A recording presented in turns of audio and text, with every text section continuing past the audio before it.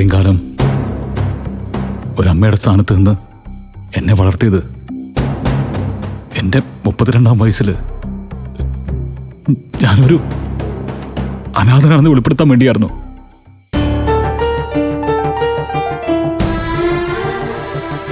ഞാൻ വേറൊരു സ്ത്രീക്ക് ജനിച്ചതും നിങ്ങൾക്കെന്നെ വളർത്തേണ്ടി വന്നതും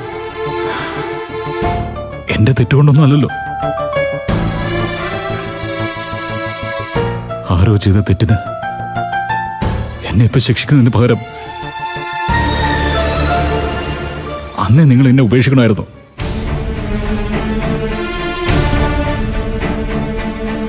ഏട്ടാ,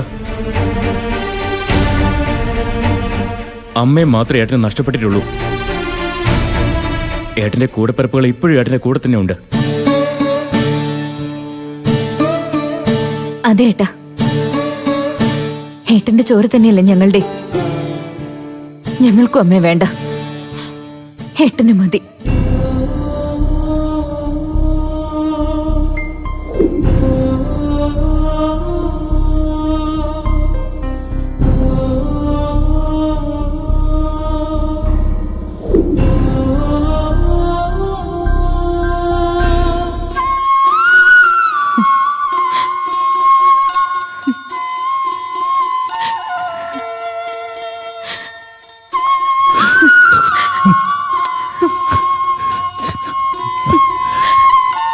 ഇനി ഇവരാ എന്റെ പ്രതീക്ഷ. രണ്ടമ്മമാർക്ക് പിറന്നാണെങ്കിലും ഒരച്ഛന്റെ മക്കൾ തന്നെയല്ലേ. അത് മതി, അത് മതി. നാളെ അതുമല്ലെന്ന് പറയാതിരുന്നാ മതി നിങ്ങള്.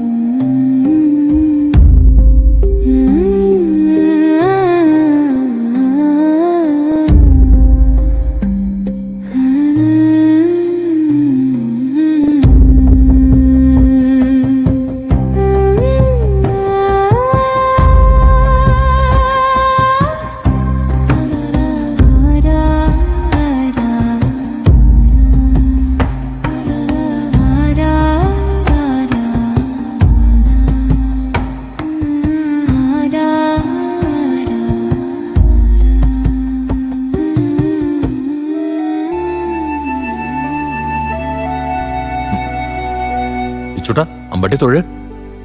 ഇങ്ങനെ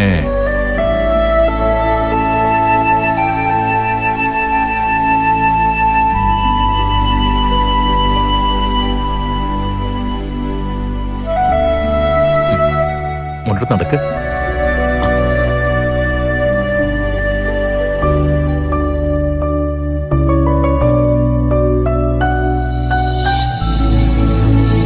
ചുട്ടാ തൊഴുതോ തൊഴുതോ.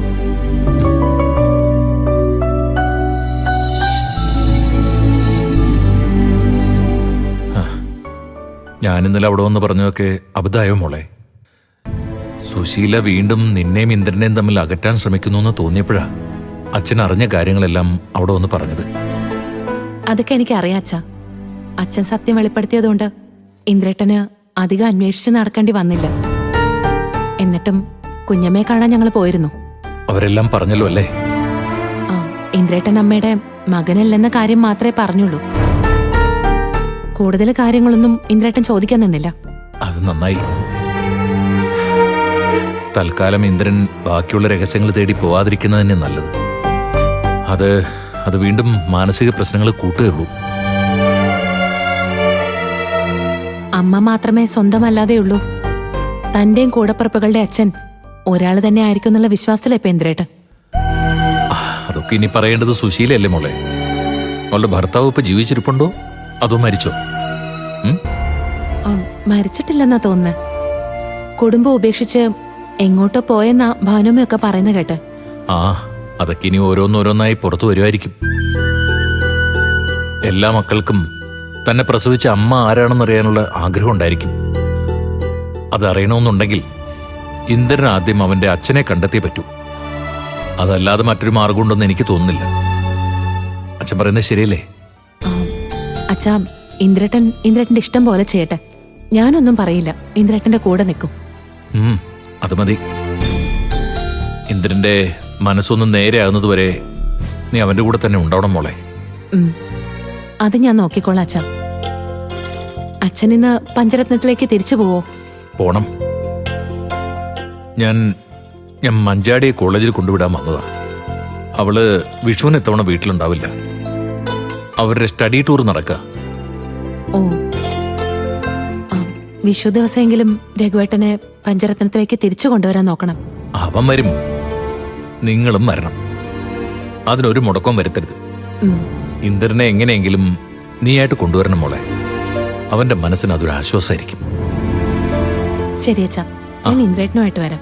ശരി, എന്നാ നിങ്ങൾ പോയിക്കോ. ചൂട്ടാ, നമുക്കിനി വിഷുവിന് കാണാട്ടോ. ഒരു മന്നേ.